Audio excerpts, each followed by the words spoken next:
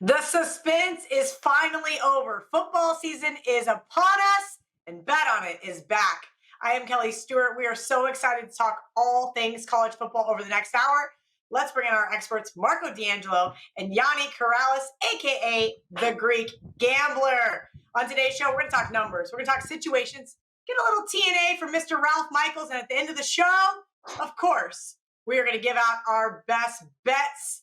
Let's get into it. Marco, how excited are you that college football is back? Well, I'm excited, Kelly, but it's like, we're back in school. It's the first day of school. Summer's over. Football's here. It's Bet On It. We've been waiting for it. We teased a little bit last week. We thought we were going to do the show last week, but we didn't want summer vacation to end just quite yet. So here we are this week, and we're going to have 3 shows this week. We'll be doing 2 more tomorrow, doing some NFC and AFC previews. So I'm excited about getting back in the swing of football. VR, Gianni, you're going to hear me call him Ace, all sorts of different nicknames throughout the season, but it's all the same guy. VR is fresh back from Philadelphia. VR, tell us what you have in store for us this football season. Honestly, I'm so excited. Just rolling in from a really good baseball season. We're crushing it, and now into college football and NFL. I'm at a point now, Kelly, I've done this for so long. I swear to you, I didn't buy one single preview magazine. I didn't watch a show. I've learned I don't even want any bias at all. I don't even care. I don't want to know what anyone thinks. That's the last thing I want to know. Like, I do my thing. It's worked for me. I now finally have learned how to win. It's just been, a number of years. And I just keep applying the same, approach. Depending on the sport, you adjust a little bit because the market changes slightly. But it's if you have an edge, you just keep applying it. So for me, I'm excited with college football and NFL coming because there's uncertainty. And even though it's a better, that worries you. And as human beings, like, we fear uncertainty. As a short bettor, that's what you want because that's where you see the volatility and the line moves. And if you're a trader, you need volatility, and that's what I do. I trade. So I'm already seeing it and really excited for what's ahead. Hopefully we make the viewers some money. And like I say, whether you follow or fade or ignore, I just hope you cash them, man. I'm not booking you. Absolutely. That is the goal of the show. Provide tons of great information for you guys to make better bets.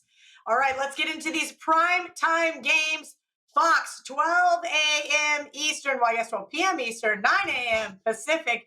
Penn State plus 5.5 at Wisconsin. Total of 50. Marco, I'm going to you first. All week, this is your spot. I want you to tell me what you like in this game. Yeah, Kelly, you're looking at this one with Penn State and Wisconsin, and generally, you wouldn't see a matchup like this early in the season. We're used to seeing teams playing the cupcakes the first couple weeks, but right out of the chute, we've got a Big Ten, a big matchup, 2 perennial powerhouses every year. I'll say with the exception of Ohio State, it's Ohio State and then the rest of them, and these are 2 of the teams that are usually trying to compete with Ohio State. But I'm going to look to the home side here, and this is why. Penn State, although they're bringing back a ton of people on both sides of the ball, 8 on offense, 7 on defense, and they're bringing their starting quarterback back from last year. The problem that I have is although James Franklin's been there for several years, this is going to be his 3rd straight different offensive coordinator. That's never a good thing for a quarterback to keep having to learn things from a different offensive coordinator. And I think if they were playing a little sister of the poor like they usually do, I mean, if you go back in history and look at Penn State, they're usually playing a MAC conference team that first week of the season where, they can work out the kinks and, and steamroll a team. Not this year. They're going against a well-coached Wisconsin team that brings back a lot of people as well. They bring back both 8 on offense and defense, and all of the coordinators are in place, and they've got the returning quarterback. So with all of that continuity, playing at home against a team coming on the road for a tough road game, I'm going to take Wisconsin. People generally look at Wisconsin and they don't like to lay points with them because they're not flashy. They don't put the ball in the air. But this team can wear you down, and we talk about it all the time. If you're trying to protect the lead, the team you want trying to protect the lead late is a team that can run the football because they're doing what they do best, and that can extend the lead. I'll lay the points opening week with Wisconsin. VR, you mentioned not letting other people get into your head too much. Well, Marco just got into my head about Penn State now. I had Penn State circled on my long list. They have won and covered 4 straight against this Badgers team. I thought 5.5 looked rather tempting. Your thoughts on this Big Ten matchup? Yeah, and again, I'm not trying to knock anyone who does that kind of research, and God bless them. If that's how you beat the books, dig in, man, and do all the research you can. For me, I just don't do it that way. I follow markets and price movement. I try to trust power ratings that have proven efficient for me in different sports. And for me, as far as college football is concerned, you look at recruitment, how these teams recruit. And the data's all out there. And for me, it's simple. Power rating wise, I have these teams much closer. On a neutral field, I have Wisconsin 2 points better than Penn State. If this line gets to 6, to me, Penn State's the right side.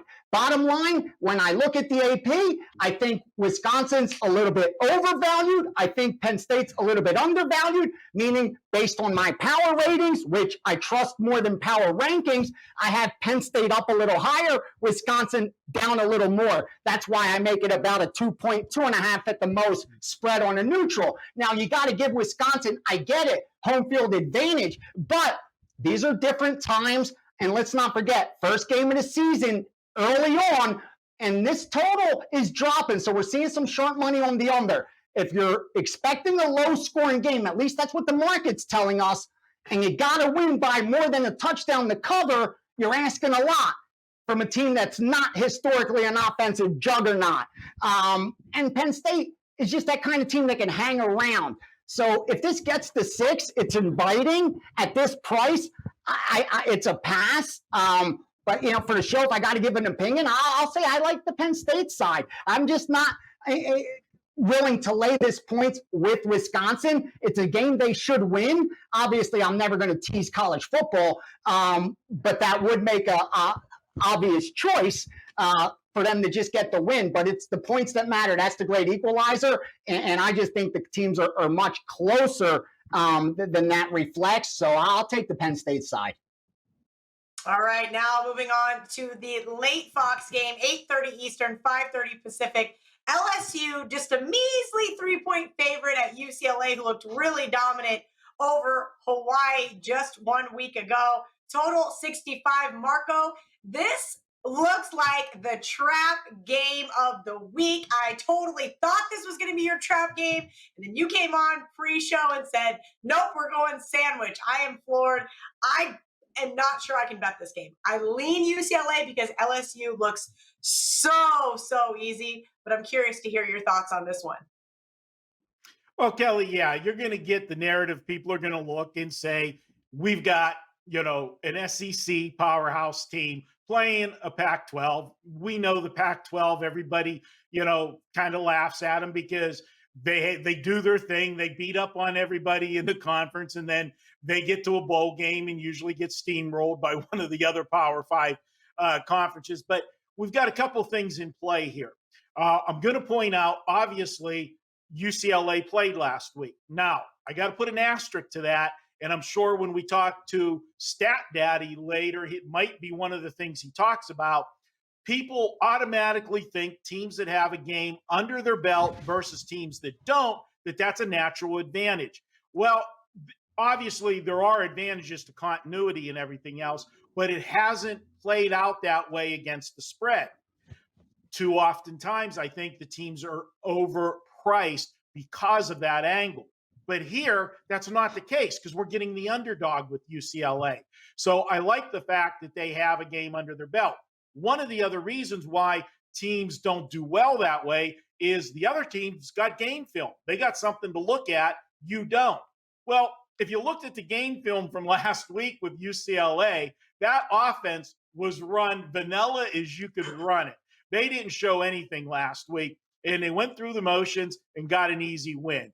They'll unleash everything that Chip Kelly has in the playbook this week. And this is a team that's a veteran team. They bring back 20 starters, 10 on both sides of the football, including the quarterback. LSU, although we know year in and year out they're going to be good, they are breaking in a new offensive coordinator and a new defensive coordinator. And again, Kelly, as I said in the last video, normally these teams have a cupcake early in the first game of the season to work all those kinks out. LSU's going right into the fire. And then let's not ignore the fact it's had to be a trying week for LSU with everything going on with the hurricane, going through, the Gulf Coast there. So for me, I'm looking at UCLA plus the points. Chip Kelly, he's been there a few years now. Got to start to make something happen. You can't keep talking about it. It's time to show the results. And no better way than to pull off an upset against an SEC team. We're going UCLA plus the points, 37-34. All right, VR, Marco and I are in alignment. Are you going to join us? No. Listen, I haven't bet this game, Kelly. If I had to bet this right now, it's going LSU or I'm leaving it alone. And it's all because of everything Marco touched on. And here's what I mean. We know the hurricane situation and they had to go to Houston. We know UCLA already has a game under their belt. We know that UCLA not only went out there and won, but they went out there and got the cover for their backers, myself included. I had UCLA, so I liked what I saw out of them. All of that is baked into the cake, and you're looking at a more or less home dog situation where it's sitting above that 3, where it opened 4.5, and now is at that field goal range, where I think is so important. If you're not getting above that, I don't see any reason to bet the UCLA side.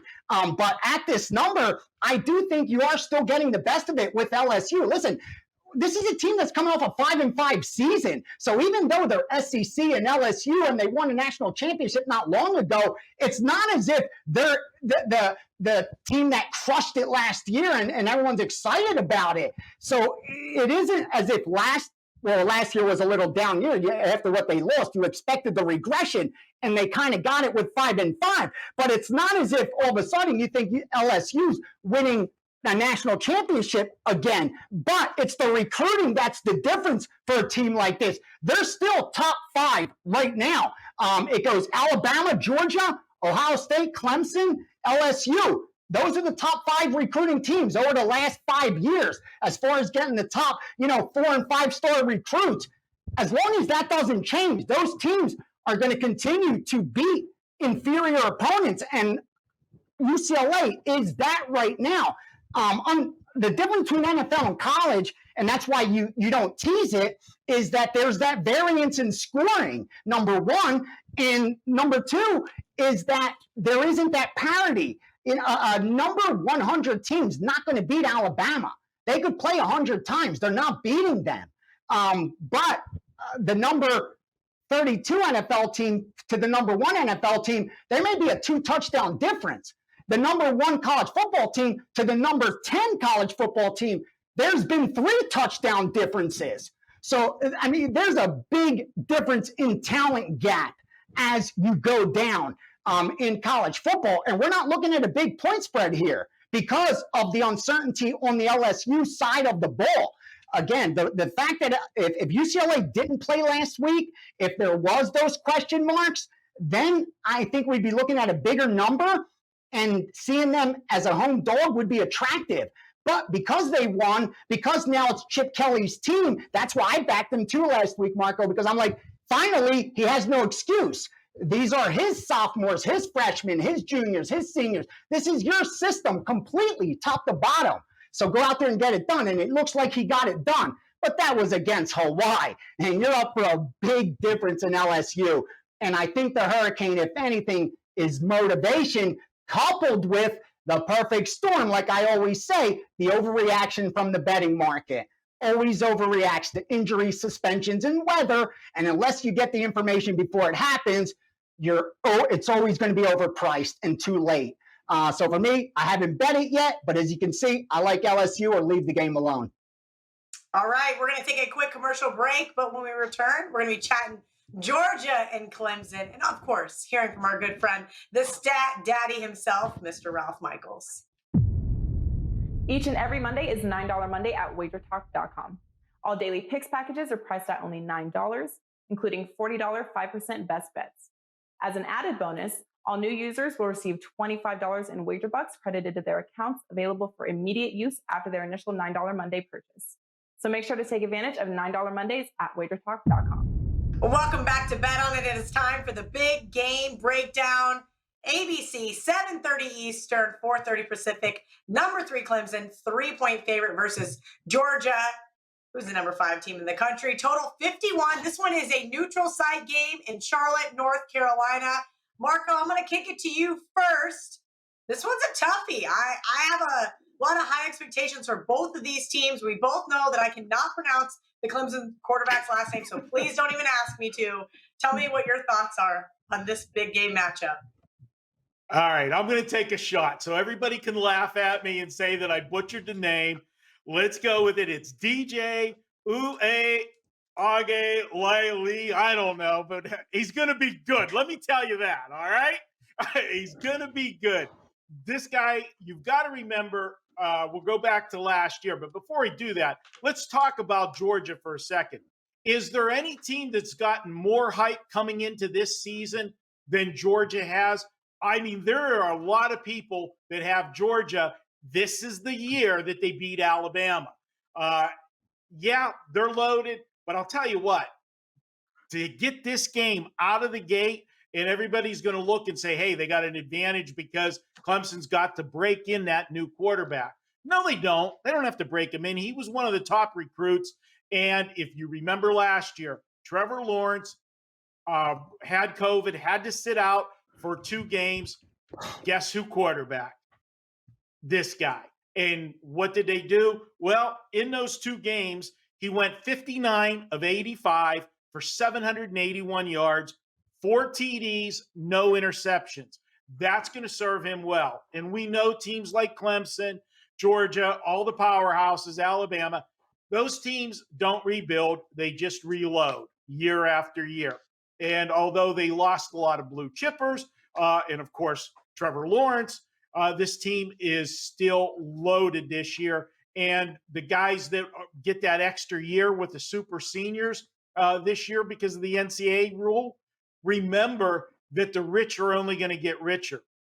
In years past, whenever we've had games, and this is something to remember, has nothing to do with this game, but it's a tip that I'm going to give you. A lot of times we love to take big dogs playing these powerhouses because they empty the bench in the second half. Well, this year, because the teams are so much deeper, they had new recruits come in and they got guys that got that extra year holdover. Some of those guys that are coming in the second half off the bench might have been starters if the other guys didn't have the extra year. So they're going to keep playing well and adding to the score. So be careful with in-game wagering and things of that nature, thinking they're going to empty the bench. But back to this one this year, I like them to score in this game. People look at Georgia and you always think defense. They've got to replace. That's the one weak link on this team this year is they're replacing a lot of people on defense, and the secondary is suspect. I know Dabo Swinney, he's going to come out and do the opposite of what you expect. And there, you would think he would keep the game plan conservative with the new quarterback. No, I think he's going to stretch that defense early. And if you get a couple early scores, Kelly, that changes the pace of the game. And I think this one's going to be a high-scoring game. It's priced like it should be a low-scoring game. I think this number's too low. I'm going to take the over. I have this one projection. I've got Clemson winning, but I have them right around the number right now. But I do have 57 total points being scored. That puts us well over the 51.5 that I'm looking at currently. I'll take over Georgia Clemson. Mark, I'm with you. Brent Venables has done a great job with that Clemson defense, and I expect them to be even better this season. as far as the total goes. That's a no play for me. I'm just going to be sitting back and watching this one. VR, will you be getting involved in Clemson, Georgia?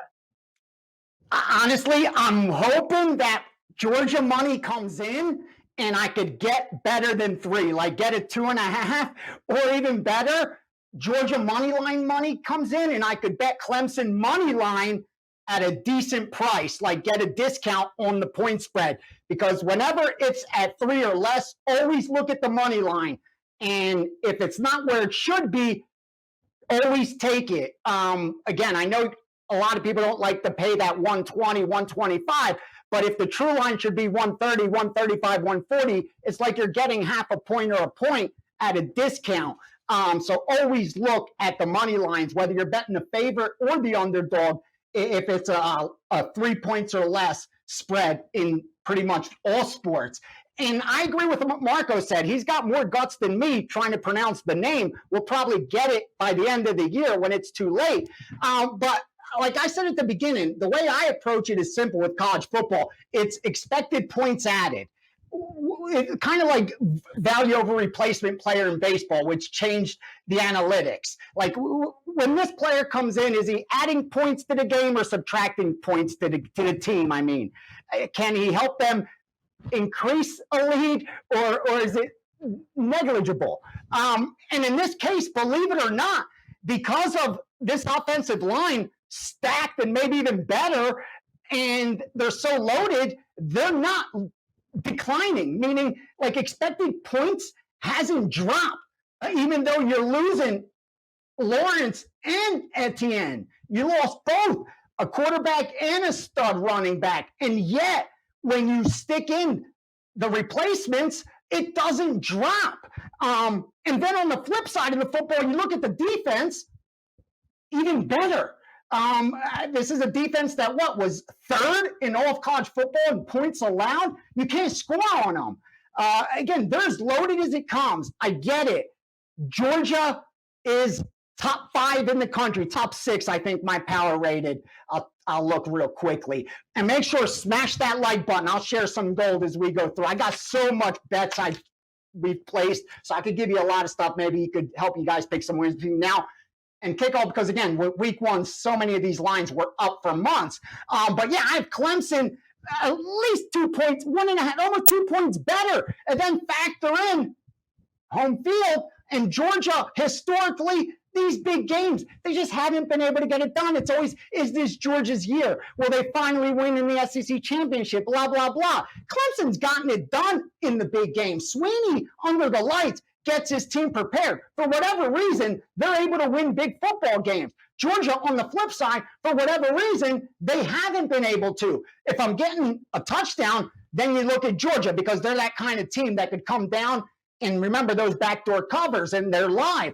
But if you get this under a field goal, LSU to win the game, you're making a hell of a bet. And I always say that's the goal. The way you win long term is place good bets. You can't control the outcome. That's the only thing we can't control. The only thing we can control is plan to bet your plan, and pretty much manage your money, risk management. Those 3 things you can control. The outcome, what's going to happen, none of that, that's all out of your control. So do those things right, you'll be okay. And I think Clemson looks like a good bet to me at 3 or less, and I'm hoping for less. That's why I haven't personally pulled the trigger or released any play on that game.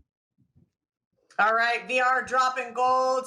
Make sure, like he said, to hit that like button, share this video with your friends, and we'll be giving out tidbits all season long. With a Wager Talk one-day power pass, you receive every play from every betting consultant for 1 full day at the ridiculously discounted price of just $149. What's better than spending the day watching and following a great slate of games? Watching, following, and winning those games. Get every Wager Talk expert and every game they release for that day. And there he is, Ralph Michaels, the stat daddy himself. Ralph, summer vacation is over, college football is upon us, and the pin is back. I even brought mine for this segment. All right, college football week 1, we know it is tough. I cannot for the life of me narrow down my card. There are way too many games I like. Talk me off some of this stuff with some of your incredible TNA. Well, Kelly, we have to remember that week one, there's not that much information out there because most stats and trends and angles are based on what teams did the week before. And I'm not very big for carrying stats over from one year to the next. And I want to caution people, I'm going to give out some stats here, but unless you really have the same coach, the same OC, the same philosophies on offense and defense, be very, very careful with those stats and angles from one year to the next. One thing that I think will surprise everybody, Kelly, is, we've already talked about game under your belt and what an advantage it is. But I'm going to say this is probably the most surprising number we're going to hear. Teams that have a game advantage in the last 15 years have hit 46% against the spread. That's right. Playing a team with no games has been a 54% ATS play against playing a team with a game under their belt. Now, that means the public probably has overreacted to a team that's done well. The team that hasn't played a game has a game on film versus an opponent that hasn't. But even when I'm handicapping, I still feel, for the most part, it's an advantage to have it. But again, only a 46% play. When we break down conferences, are there any conferences that do well week one? Or is anyone overlooked or overhyped? Well, I went back and looked since 2014. The best conference in week one has been the Mountain West Conference. They've gone 58% against the spread, 44 and 32 ATS. The worst conference, CUSA, going 25 and 32, 43.1% as a dog. Best as a favorite? How about this? The best conference as a favorite in game number one has been the MAC, 35 and 27. So when you have those MAC teams that are in a position to win as a favorite against an inferior foe, they're not in that position often. They do very well. And as a dog, the worst conference, the Pac-12, only 7 and 14 as a dog week one. Again, that's week one, so UCLA does not fall into that category today because they are already in their second game. Kelly, I got a few more. What's your thoughts on that game under belt situation? The game under belt situation, I think, is kind of more of a public play, in my opinion, just because the Joe Schmoes, you're sitting at the bar, someone's like, well, UCLA already played last week. They're going to be more of a cohesive unit. I'm curious to see what stats you have to back it up. Well, like I said, the 54% is all I really have, and I didn't break it down more than that. But I just don't want people to fall into the category that they automatically think it's an edge. A couple more for you. Since 2014, when two ranked teams play in week one, like Clemson and Georgia, the favorite has gone 9 and 3, 75 against the spread. We have quite a few conference games this week. Ohio State, Minnesota on Thursday, some on Saturday as well. Week one conference favorites, 33 and 24, 58%. This is one that does apply to a team this week. And I do like this one. This is probably my favorite of the entire situation. And I think you'll fall into this category, Kelly. Game two favorites off a win as a dog of 7 or more. So let's look back at last week, game one. Who pulled the upset as a dog of 7 or more? Illinois did over Nebraska. So game two favorites that pulled that upset in their season opener, only 34 and 48 against the spread, 41.5%.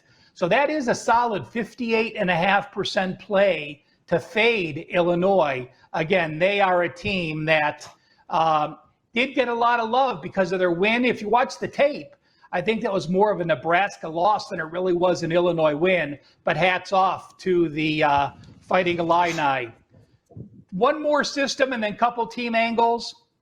If you have a team that was a very good offensive team last year, returns 8 starters or more, and has their QB back, so 400 plus yards, 8 or more returning starters and their QB, and they're a dog between a field goal and a touchdown, those teams over 75%. So when you have a dog and you have a very good offense, and that offense is going to get better with experience and everybody back, those dogs do tend to hang around the number. And finally, just 4 3 team specifics and 3 team over-under specifics. These are some sort of wow numbers that open up. Connecticut as a home favorite. I think they'll only be a home favorite once this year against an FCS foe. They're 0-15 against the spread as a home favorite. ULM 0-11 ATS as a home favorite. Eastern Michigan 15-2 as an away dog. And couple over-unders for you. Oregon State 15-4 over-under as an away dog. Northwestern 23-1. So 4 overs, 23 unders as a home favorite. And San Diego State always slows the pace. 6 overs and only 20 unders their last 26 games overall. So a lot of hodgepodge information for week 1, Kel. Thanks for having me on. Back to you. Ralph, thank you as always. We're going to take a quick break. You guys hear that? That's right. Barking Dogs is up next. Sign up for the free Wager Talk Text Club to gain access to free plays and exclusive discounts. Just text Wager Talk to 33222 to sign up and get a $10 coupon to use on wagertalk.com. Welcome back. Time for my favorite segment, but of course it is the Barking Dogs. For those of you that are new here, what is a barking dog? That is an underdog that either Marco or VR thinks has a shot to win outright. Marco, we're going to go to you first. Week 1, college football. Give me all those moneyline dogs. All right, Kelly, you're looking at this one, and I'll be honest, Kelly, we got a barking dog, but I could have used this game in the trap game segment as well if I went with the trap game this week, because I think most people are going to look at this game. They're going to see a Mountain West school going on the road to play a Pac-12 school, and you're looking at a line of basically pick the winner. This number's around a field goal, just a little bit over. And they're going to want to take the Pac-12 team. Well, I'm going to tell you why you shouldn't. Nevada returns 20 starters from last year's team, including the Mountain West Player of the Year, Carson Strong, quarterback. He had a sensational year last year, and his number 1 target comes back. This receiver, 1,000 yards receiving, an average over 17 yards per catch. So you've got a team that's going to come out of the gate with an offense that can fly on all cylinders. Now, I know California, when you think about the Cal Bears and Coach Wilcox, they are a defensive-minded school first. But they're going to have to do this in week 1. We've talked about all these matchups that I've tried to look at this week in week 1 is I'm looking at the tougher matchups where you've got 2 good teams instead of 1 good team and somebody playing a cupcake. I don't think Cal's going to be ready to handle an offense like Nevada's with all of that experience. Also, if you look at since Wilcox has been there, as I said, he's a defensive-minded coach. Yeah, he doesn't give up a lot of points, but he doesn't score a lot either. And that doesn't translate well when you're laying points. As a home favorite with Wilcox, the Cal Bears are just 1-8-1 against the spread. Another factor to look at is Nevada played a full season last year. The Pac-12, because they decided later that what they were going to do, and then they had cancellations, teams didn't get a full season. Nevada went to a bowl game last year. So they had not only a full season, they got the extra practices going to a bowl game where Cal didn't. That also is an advantage for Nevada coming into this first game. I'm going to go ahead. I'm going to take the team with the high-octane offense and look for Nevada to go into Cal and get the job done. We talked about LSU in being displaced this week with the hurricane situation. Same thing for Nevada, but they made a short trip. The wildfires that are going on in California, crossing over to Reno and such, Tahoe. So they had to move because of the smoke situation there for their practices. So they have been practicing in California, which I think is going to benefit them. I like Nevada. Pull the upset. Let's get Nevada 27-20. All right, VR, I tweeted out before we started the show, I have 6 underdogs on my long list this week, and it has been terrible trying to narrow down anyone because, you know, Murphy's Law, the ones I cancel out will probably be the ones that spring the upset. I'm hoping yours is one that I have on my long list. Yeah, and I feel bad because, again, I bet these early and I released them to my subscribers. So a lot of these lines that have moved, but I'll still share what I think has value. And I tell you what I bet, and I know for the show, however you guys grade it, if I haven't bet it, whatever, what could I do? I'll give out a play if I need to give a pick. For here's what I got. Michigan State. I bet them and released them at +6. Now, there's 3.5s out there. Personally, I would sit back and wait and hope this gets to 4 because I think the public's going to come on the other side and hopefully push that up because any of the money that's pushed it down has been all sharp money. Most recreational players aren't tying up their money 3 weeks in advance, 1 month, 2 months in advance. And the reason is simple. This Michigan State team is going to be so much better. Again, expected points added from last year. You get rid of Rocky Lombardi, one of the worst quarterbacks they've had, just throws nothing but interceptions. And you bring in a kid from Temple, pro-style quarterback to compete against a veteran backup. So now you're improving the quarterback situation. You're improving the receiving situation, the receiving core. You're improving the running game, the offensive line. Everything's being improved for Michigan State. I like that. Then you're getting points off a 2-5 team from last year. I see a lot of improvement for Michigan State. Again, we bet it at a better number, but I still think this is a very winnable game for them. To actually win this game outright, it's definitely sprinkle worthy. So I'll do Michigan State. And just to share a couple other dogs that we bet, Navy +3, game 210 South Alabama +2. If you want some totals real quick, under 55, Baylor, Texas State, under 66, Ohio State, Minnesota, over 67, Oregon State, Purdue. Go down, smash that like button, and you'll continue to get gold throughout the season. And if you disagree with me, because again, half the country is going to be on one side, half on the other, so you're going to disagree with me probably on half the games. That's fine.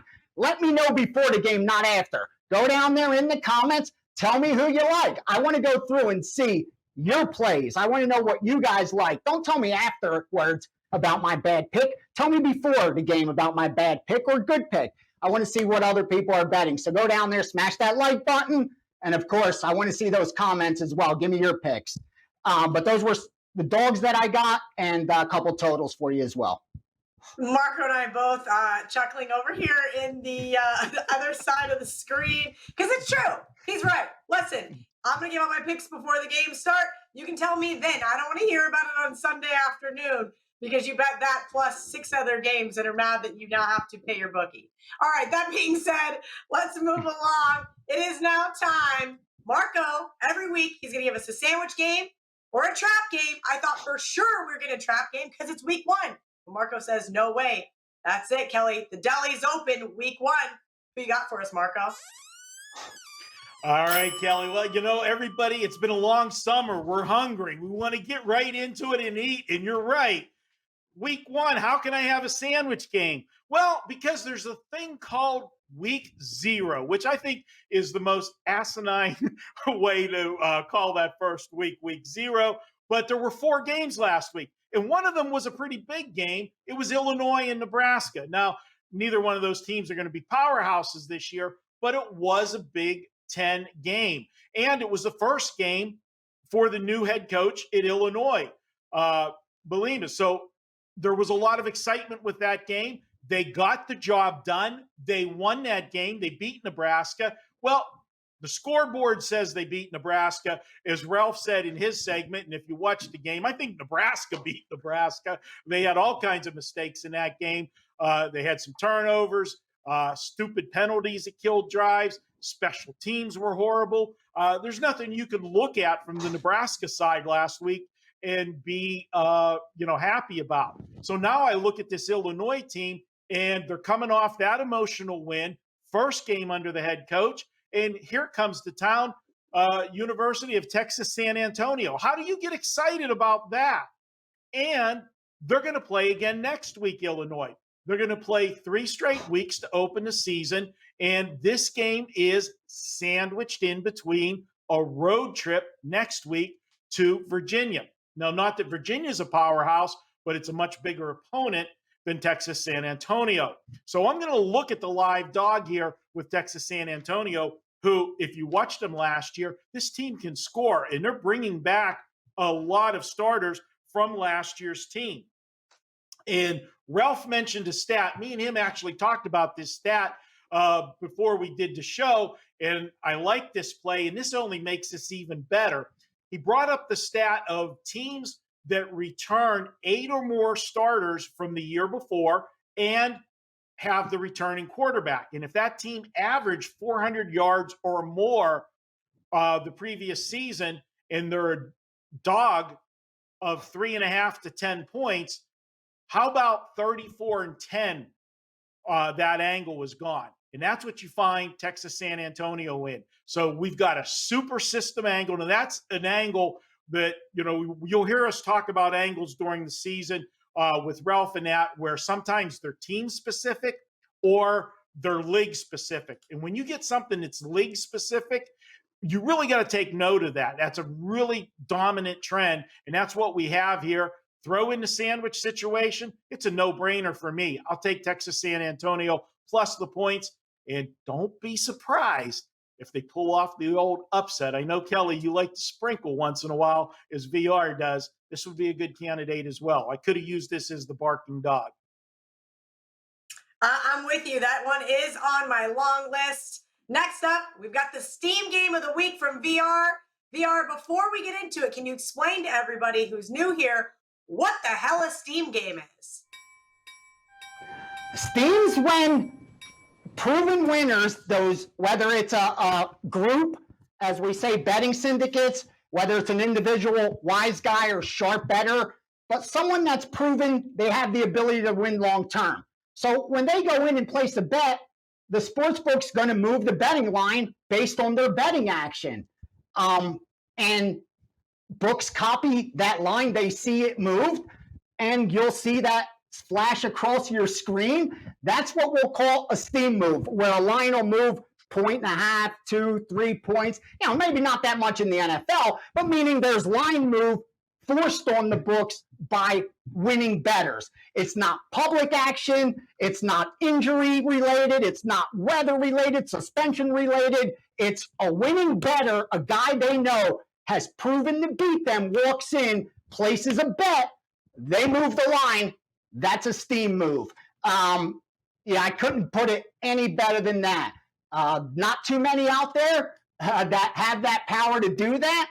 That's why you got to pay attention when lines do get steamed.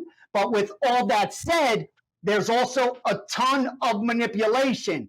You have to remember, just like every market, whether it's crypto, whether it's equities, whether it's sports betting, there's whales in every market. They manipulate it because when whales miss the boat, they have the power to bring the boat back. When you and me miss the boat, it's gone. That's it. We have to find the next one, look for the next bet. When I have the power to move the market, I could bring the boat back however I feel. All I have to do is sprinkle the other side through the sports books that know I'm a winning bettor for a little bit of money. And once they move against it, then I bet the side I really like at a better number through everyone else. So there's a lot of do that. Why wouldn't you? And you have to remember, these groups and individuals with the power to do so, they're not working together. They're trading more against each other. A lot of times now they find each other on the same side, so the race becomes to get to that number first. But it's a zero-sum game. So that's why I laugh when I see on social media, oh, this sharps on that side, on that side, on that side. And it's just based on they see a line movement. And then I'm looking because that's what I do. I provide accounts for these groups that win. And I'm like, they're on the opposite side. Like, what? Sure, they moved the line that way so they could come in 5 minutes before and actually take this side. But, it happens everywhere. And again, no, not me. But lucky to surround myself with them. So I'm able to share with you some of that information and knowledge from being in that circle. So that's what a steam game is. And finally, I don't want to go on a rant, but when a number moves, sometimes you're better off passing, meaning you won't get rich chasing steam. You got to ask yourself, why did they stop betting it? Why, if they still think it's a winning bet at minus 14, why did they stop at 13? So maybe you shouldn't bet it if the book has it at 14. You got to stop and ask yourself those questions. So you won't get rich piggybacking steam, number one, because there's a lot of manipulation and you'll find yourself opposite of them without knowing it a lot of times if you're not high on the food chain. And number two, like I just said, that always happens in the sports books as well. So that's what steam is. And hopefully you can use that information to your advantage, whether follow or fade, like I said, keep you on a game, keep you off a game, or conclude for you what the line move actually means. And you don't want to fade winning bettors. That's what I always say. Like you don't have to piggyback them, but the last thing you want to do is be opposite them all the time. You're not going to get rich doing it. Less than 1% of bettors actually have positive lifetime earnings. So these guys bet something and it's actually a side they like. Sure, they're not 100%. They're not 60%. They're 55, 57 long term. And rest assured, that's enough to rock sports books. Yeah, you got to pay attention. So yeah, not to go off, but just so you have realistic expectations. Because yes, the most winningest sports bettors and respected on the planet, over 1,000 bets will win 55% of them. 57, no, they're not 57, really. Maybe over 500 sample size they'll get on a hot streak like that. But over 1,000, 2,000 games, they're trying to get 55%.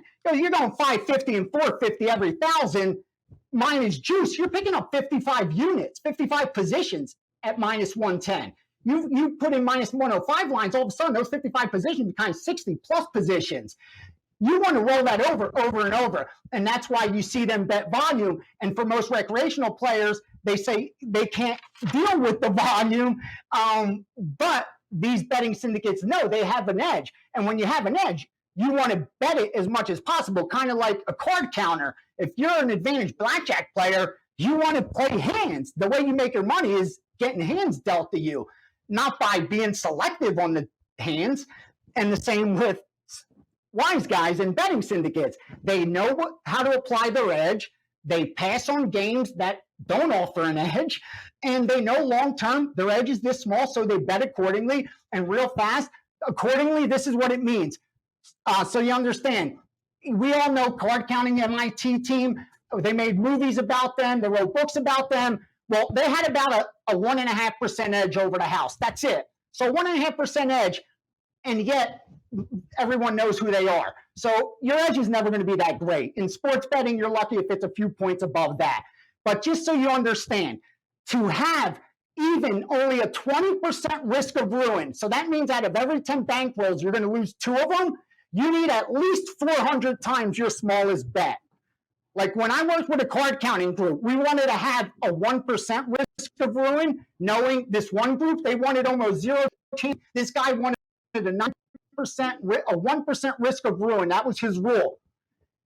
To do that, we needed 1,000 minimal bets. So our one unit, you had to have 1,000 of them to have a risk of ruin of 1%. So that just shows you how much over betting these people, and not to go off on a different rant, but that's why these guys bet a lot of volume, but it's small amounts. Now, big amounts to us, but small amounts based on their bankroll, because they know the edges are small. You can't overbet them, or you're mathematical certainty to go broke, regardless of your win percentage. So you guys could cut that out and edit it if you want. I know I went off, but I think it's more important than picks for the ones that actually want to win.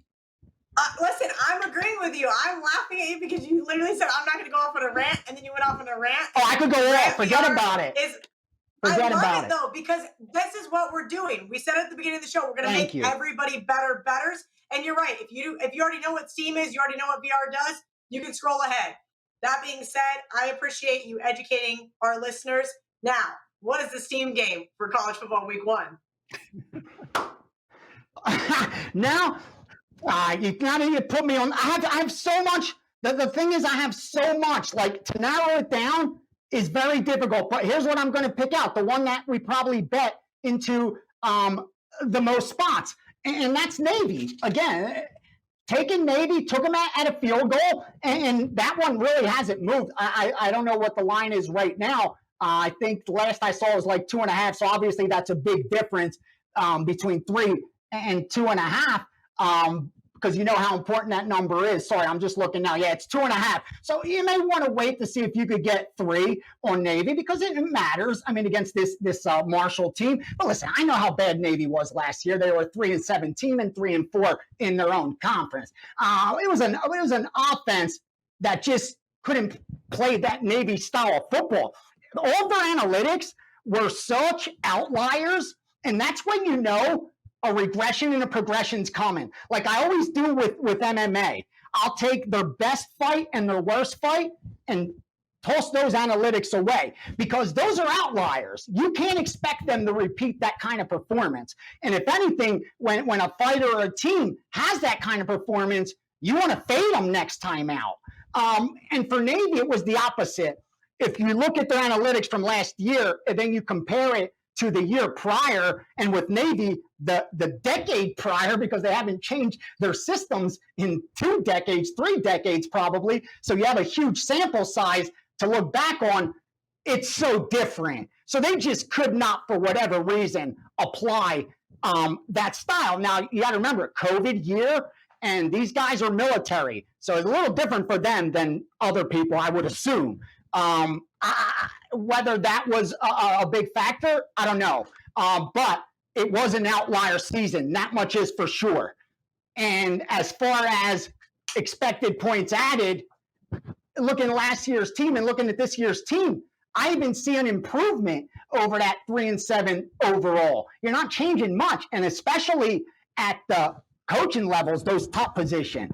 So yeah, I'm going to go ahead. I'll give out Navy as the steam play of the week. Don't be surprised if this game drops down to a pick 'em, but hopefully you could pick off a 3 here or there. Again, just telling you what we bet, man, and whether you follow or fade, I just hope you make some money. And if you really want some steam, Bitcoin, Ethereum, you know where to go with it. Go get some crypto before it's too late. If you really want some steam, This is like and if you want some VR proxy all steam, over again. just go get some GBTC right now. I think that's at a discount about premium, about 14%. So it's a Bitcoin proxy, not bad. Just throwing it out there. VR, you and Prez, I'm going to get you guys your own Bitcoin show. You guys can go off. I sold my Ethereum at 3,200, and I'm still very happy that I did so. That being said, we're going to take a quick commercial break, and then when we come back, it's time for Best Bets. Looking to get the edge when betting on the ponies? Get access to all of SIG's reports now through the Belmont Stakes for only $169.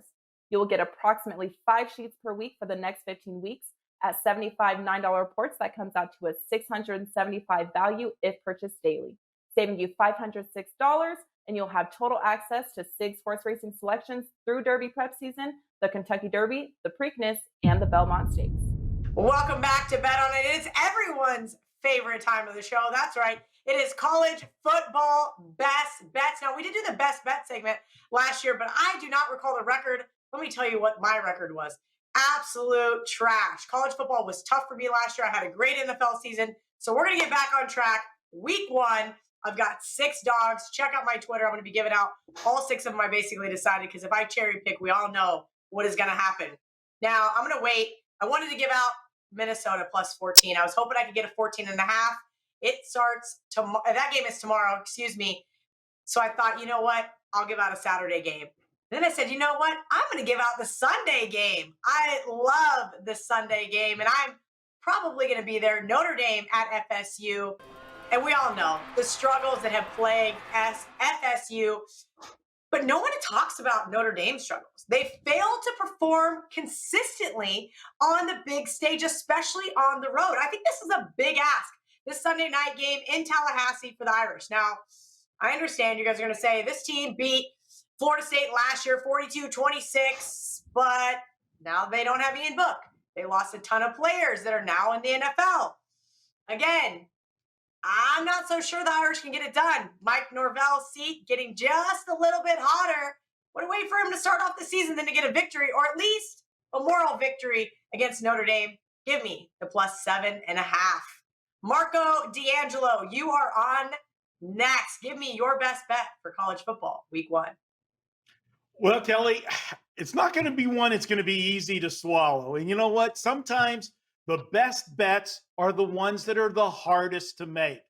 If you find walking to the window, you have no problem saying what you're saying at the window, maybe you ought to rethink it. It's a little too easy. And what I'm going to go with, we're going to go with a total here in week 1 for a best bet. And we're going to go under. And when I tell you the game, your initial thought is, oh my God, are you nuts? Because when you think Texas Tech and you think Houston, you sure as hell ain't thinking about under with these two teams. You're thinking about high-scoring offenses. And you know what? If this game was played 2 weeks from now, I might be on the over, but it's not. It's the opening game for both teams. You've got Texas Tech, and I also want to point out both head coaches are feeling a little bit of heat. Houston head coach, since coming from West Virginia, it's been a train wreck down there. Hasn't been able to get the job done. Texas Tech, it's put up or shut up time for their head coach, as he's been there a few years now and hasn't been able to get the job done. He's bringing in a quarterback transfer from Oregon to run the offense. And although is loaded with weapons around him, it is going to be his first game, and he's got to learn the system.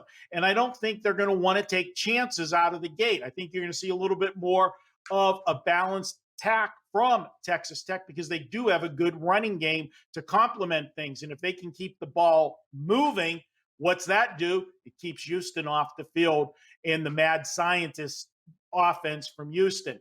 I'm going under in this one. Both teams return a ton of players on defense. 8 and 9 returning starters for these two teams defensively.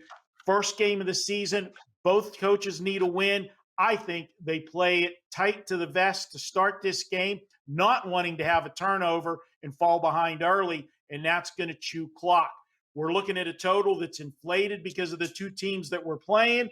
It's a later game. It'll be on TV. We know what the gambler's mentality is on late games, standalone games when you're watching them, Kelly. They're not betting the under. They're betting the overs on these games. I'll take that built-in value for week 1, and I'm going to go under the total. I'm actually projecting 55 or fewer points in this one. Let's take the under, and, we might have that little sweat in the fourth quarter. But you know what? That's good to get the blood pumping opening week. So hold your breath. Take the under for the best bet, Texas Tech in Houston. See, I'm on the opposite of Marco. I don't want to be sweating. I don't want to have to cover my eyes or hold my nose. I just want that nice rocking chair winner week 1. Marco. All right. I think VR's trying to get in my good graces for bet on it this season because he told me before we got to the segment what his best bet was. He knew I was going to the game. VR, tell me why you like my Kansas State Wildcats to beat Stanford this weekend. First, hold on. I have to. It's resume, Kelly. There's a lot of new viewers here, so you got to toss out a little resume. I've been at Wager Talk. Won every year at Wager Talk. I've been profitable. I'm not sure anyone else can say that. All 3 years. Plus, this is my 4th year. I'm also profitable this year. I finished number 1 in profit in 2020. I checked before coming on over the last 365 days. I'm number 1 in profit in college football, number 1 in profit in NFL, number 1 in profit in Major League Baseball, in MMA. I could keep going, but you get it. So again, you could fade or follow. I'm just telling you what works for me. You do you, I do me. Hopefully, we all make some money. And I love Kansas State in this spot. I bet it and gave it out to my guys at a pick'em. I wish I made it a 5% play, and I should have since I was prepared to bet it all the way up to -3. In fact, I bet it at -1. I bet it some more. The more I looked into it, the more I saw Kansas State. This game just sits up so nicely for them. Number 1, Stanford's going to have problem at the quarterback position. We know what they got to fill in there. And I know it's Stanford and they may turn out quarterbacks, but again, it's not automatic. It's not a lock. And then on the Kansas State side, expected points added, what matters most. And what was their whole situation last year? Skylar Thompson getting hurt. You add that to the mix now, and as long as your 5'5" running back isn't your leading receiver again this year, and I think this offense is going to be able to put up some points. So at anything at a field goal or less, I think it makes a hell of a bet regardless of outcome. Again, it's not financial advice, but I bet it. I unloaded. And also, if Tesla, it's very volatile at 650, or if it drops to 650, you want to be buying. Tesla's at least $2,500 stock. It's so undervalued right now, but that's just a bonus play for you. I have Tesla, and I've been cursing it for months at this point in time. Hold it, 2,500. It's 2,500 worth, and you're paying 700 for it right now. I got 650. What's it called? Limit order in all the way down from 650 to 550 because it's so volatile. It goes like that. So just wait till it hits. You never chase Tesla. That's the key. Okay, never chase Tesla. You get patient when you're old. Took me 50 years to learn that. Well, I'm not that old yet, and I'm still not going to have any patience. That being said, I don't have patience for this last commercial break, but we're going to take it. Football is back, and Gianni the Greek is looking to repeat his legendary football season from last year, where he finished number 1 in the NFL, picking up 197% in profit, and number 2 in college football, increasing his client bankrolls by 56%. Even more impressive, Ace finished 2020 the number 1 overall profit title at both Wager Talk and Sports Memo, where he not only took the crown, but he has never had a losing calendar year at Wager Talk. Right now, you can take $500 off his 1-year all access, locking up all of Gianni's plays for the next 12 months using coupon code ACE500. This coupon code expires Sunday at midnight, so act fast before the $500 discount disappears. Marco D'Angelo's baseball is hitting 68% since the All-Star break, going 34-16, netting his clients a profit of $5,601, making him the number 1 MLB handicapper at Wager Talk since the midpoint of the season. So how would you like to get the rest of Marco's baseball free throughout the World Series? Through Sunday at midnight, if you purchase Marco's college football and NFL combo package, we'll toss you in his baseball selections to the World Series for free of $449 value. To redeem your free Major League Baseball through the World Series, just email support@wagertalk.com after you purchase, and we'll add your access within 24 hours. Okay, we gave you our best bets. Make sure you drop your best bets in the comments. I want to see it. I can't wait to see it. I'm going to check in. I'm going to check in all the way up till game day. I want to see your locks out there. Everybody's a winner. Let's see your plays. Give me your lock of the week, your 10-star, your whale, whatever you call it. I want to see it. Your whale. All right, VR, it's time for the recap. Running down the list. Marco likes Wisconsin -5.5. VR and I are on the flip side. Speaking of flip side, Marco and VR head-to-head on UCLA LSU. Marco likes the over 51.5 in the Georgia Clemson game. VR said, look for the Clemson money line. You might be able to get a cheap price with all that Georgia Bulldog money line bet. Barking Dogs, Michigan State for VR, and Nevada +3 for Marco. The sandwich game is UTSA +6, and the steam game is Navy +3. My best bet, Florida State +7.5. Marco's best bet, under 64.5 in the Texas Tech Houston game. And like I mentioned, VR must be trying to get on my good side, giving out K-State as his best bet. Don't forget to check out. I know who butters the bread. Fair enough. Don't forget to check out our NFL Bet On It shows. We've got 2 this week. Tomorrow we're going to be shooting both of them, AFC preview and NFC preview. Thank you guys as always for hanging out with us. Gentlemen, do we have any last words? God bless America. What a country. All right. Until next time, let's bet on it.